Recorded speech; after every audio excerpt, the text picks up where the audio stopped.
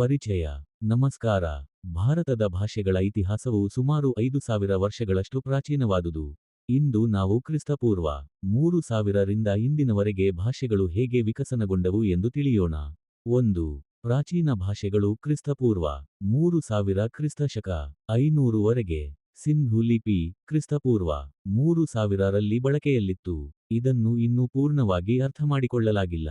ವೇದಿಕ ಸಂಸ್ಕೃತ ಋಗ್ವೇದದ ಕಾಲದಲ್ಲಿ ಕ್ರಿಸ್ತಪೂರ್ವ 1500 ರಲ್ಲಿ ಬಳಕೆಯಲ್ಲಿತ್ತು.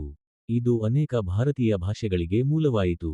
ಪಾಲಿ ಮತ್ತು ಪ್ರಾಕೃತ ಬುದ್ಧ ಮತ್ತು ಮಹಾವೀರರ ಕಾಲದಲ್ಲಿ ಕ್ರಿಸ್ತಪೂರ್ವ 500 ರಲ್ಲಿ ಪ್ರಚಲಿತವಾಗಿದ್ದವು. 2. ಮಧ್ಯಕಾಲೀನ ಭಾಷೆಗಳು ಕ್ರಿಸ್ತಶಕ 1-15ನೇ ಶತಮಾನದವರೆಗೆ. ತಮಿಳು ದ್ರಾವಿಡ ಭಾಷಾ ಕುಟುಂಬದ ಪ್ರಾಚೀನತಮ ಭಾಷೆ. ಕ್ರಿಸ್ತಪೂರ್ವ 300 ರಷ್ಟು ಹಳೆಯದು. ಕನ್ನಡ ಮತ್ತು ತೆಲುಗು ಕ್ರಿಸ್ತಶಕ 5ನೇ ಶತಮಾನದಲ್ಲಿ ಶಾಸನಗಳಲ್ಲಿ ಕಾಣಿಸಿಕೊಂಡವು. ಅಪಭ್ರಂಶ ಕ್ರಿಸ್ತಶಕ 6 ರಿಂದ 12ನೇ ಶತಮಾನದಲ್ಲಿ ಬಳಕೆಯಲ್ಲಿತ್ತು. ಇದರಿಂದ ಆಧುನಿಕ ಭಾಷೆಗಳು ಹುಟ್ಟಿಕೊಂಡವು. 3. ಆಧುನಿಕ ಭಾಷೆಗಳು 16ನೇ ಶತಮಾನ ಇಂದಿನವರೆಗೆ. ಉರ್ದು ಮತ್ತು ಹಿಂದಿ ಮೊಘಲ್ ಯುಗದಲ್ಲಿ ಪರ್ಷಿಯನ್ ಮತ್ತು ಸಂಸ್ಕೃತದ ಮಿಶ್ರಣದಿಂದ ರೂಪುಗೊಂಡವು. ಇಂಗ್ಲಿಷ್ ಬ್ರಿಟಿಷ್ ಆಳ್ವಿಕೆಯ ಕಾಲದಲ್ಲಿ ಭಾರತದಲ್ಲಿ ಪ್ರಬಲವಾಯಿತು. 22 ಅಧಿಕೃತ ಭಾಷೆಗಳು ಭಾರತದ ಸಂವಿಧಾನದಲ್ಲಿ ಮಾನ್ಯತೆ ಪಡೆದಿವೆ.